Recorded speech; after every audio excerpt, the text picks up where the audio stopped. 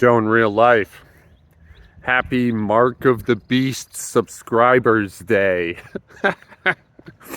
It's been coming up for a while. I have 666 subscribers, or I think 667 as of this morning. Yesterday I had 665, so I don't know. I went to 667, but so I kind of missed my window, I guess.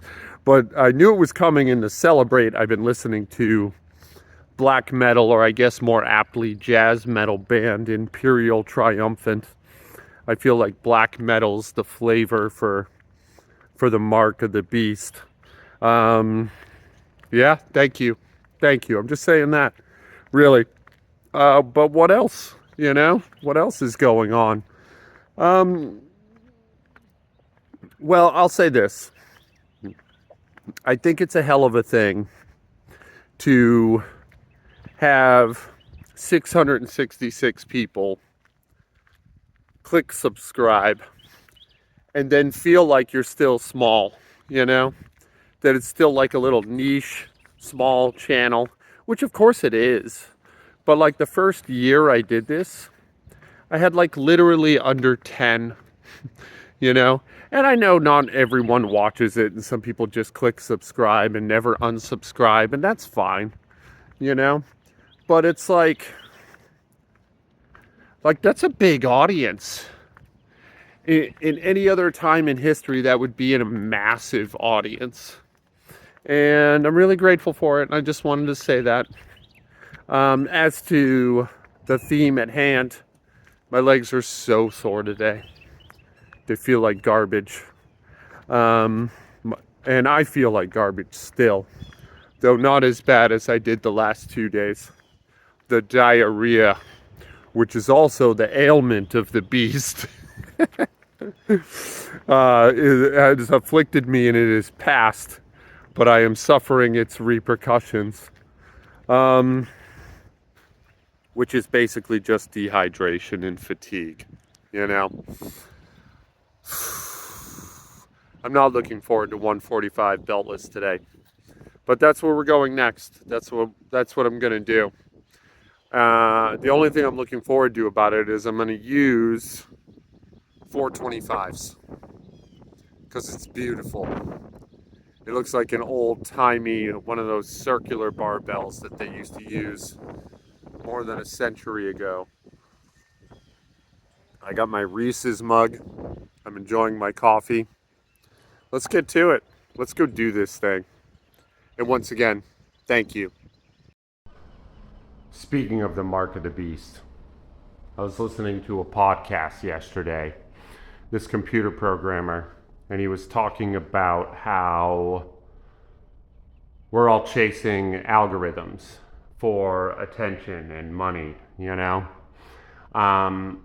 and that when Silicon Valley was first initiated, those first programmers, coders, were also psychonauts, and they didn't see the future this way. They saw the internet, social media, even though it wasn't even really a dream at that point, as a type of psychedelic, and that we would use it to write a reality we wanted to live in. So, to put it in the parlance of coders, today, we see this amalgamous force, the internet, as read-only, but it was writ to be, read and write only, meaning that you change it, that the algorithm isn't something you chase, it's something you create. And what's cool about that is that it's still true. That they didn't lose control of the vision's intact.